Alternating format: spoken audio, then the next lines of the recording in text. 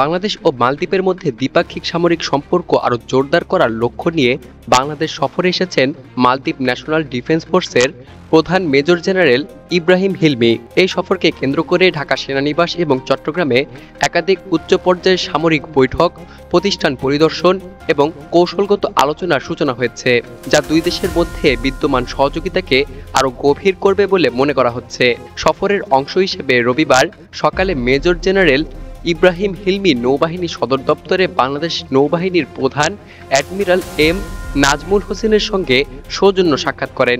এই সময় নৌবাহিনী প্রধান তাকে স্বাগত জানান এবং গার্ড অফ অনার প্রদান করা হয়। সুসজ্জিত নৌসেনা দলের এই আনুষ্ঠানিক অভিবাদন অনুষ্ঠানে অতিথি গার্ড পরিদর্শন করেন এবং অভিবাদন গ্রহণ করেন। এই সাক্ষাতে দুই দেশের সামরিক বাহিনীর মধ্যকার সহযোগিতার বর্তমান অবস্থা এবং ভবিষ্যৎ সম্ভাবনা নিয়ে বিশদ আলোচনা করা হয়। বিশেষ করে প্রশিক্ষণ, মানব সম্পদ উন্নয়ন, সমুদ্র নিরাপত্তা এবং যৌথ সামরিক মহড়ার মতো খাতে পারস্পরিক সহযোগিতা বৃদ্ধির বিষয়ে উভয় পক্ষ একমত পোষণ করেন। সাক্ষাৎকালে নৌবাহিনীর পক্ষ থেকে মালদ্বীপ প্রতিনিধি দলকে নৌবাহিনীর বর্তমান অপারেশনাল সক্ষমতা, মেরিটাইম সিকিউরিটি, কোস্টাল সার্ভেইলেন্স এবং প্রশিক্ষণ কাঠামোর ওপর একটি বিস্তারিত ব্রিফিং প্রদান করা হয়। এতে উঠে আসে বাংলাদেশ নৌবাহিনীর আধুনিকায়ন প্রক্রিয়ার অগ্রগতি এবং আঞ্চলিক নিরাপত্তায় তার অবদান। মালদ্বীপও একইভাবে তার নৌ এবং উপকূল রক্ষী বাহিনীর সক্ষমতা বাড়াতে আগ্রহী এবং বাংলাদেশ থেকে প্রশিক্ষণ ও কৌশলগত সহায়তা পেতে আগ্রহ প্রকাশ করেছে। বিশেষজ্ঞরা মনে করছেন, ছোট দ্বীপরাষ্ট্র মালদ্বীপের জন্য নৌ নিরাপত্তা অত্যন্ত গুরুত্বপূর্ণ, আর সে জায়গায় বাংলাদেশের অভিজ্ঞতা এবং সক্ষমতা কাজে লাগানো যেতে পারে।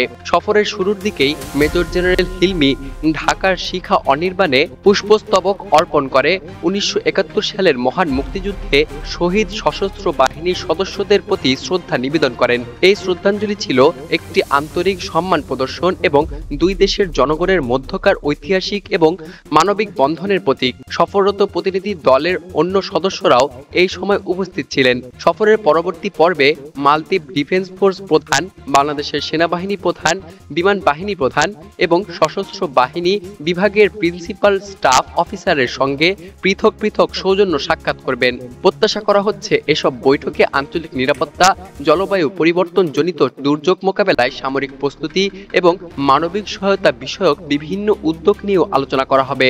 উল্লেখ্য, বাংলাদেশ এর আগেও মালদ্বীপের সেনা সদস্যদের জন্য বিভিন্ন প্রশিক্ষণ কার্যক্রম পরিচালনা করেছে, যার মধ্যে ন্যাশনাল ডিফেন্স কলেজ অর্থাৎ এনডিসি এবং স্টাফ কলেজের কোর্সগুলো অন্যতম। মালদ্বীপের প্রতিনিধি দল ঢাকায় অবস্থানকালে Bangladesh national defence college NDC, Bangladesh mission tools factory BMTF এবং বাংলাদেশ অ্যাডভান্স ফ্যাক্টরি সহ একাধিক সামরিক এবং প্রতিরক্ষা শিল্প প্রতিষ্ঠান পরিদর্শন করবেন।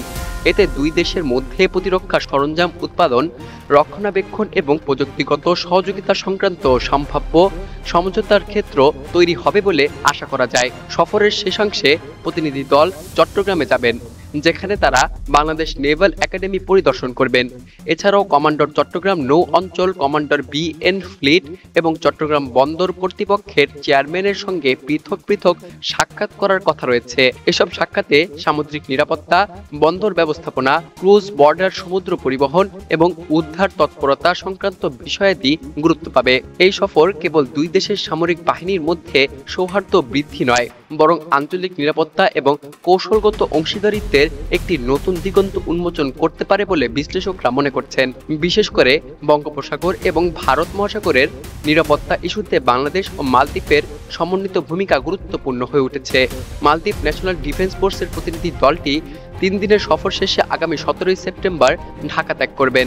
সফরের সফল সমাপ্তি দুই দেশের মধ্যে সামরিক কূটনীতির একটি গুরুত্বপূর্ণ অধ্যায় হিসেবে বিবেচিত হবে বলে আশা করা যায়।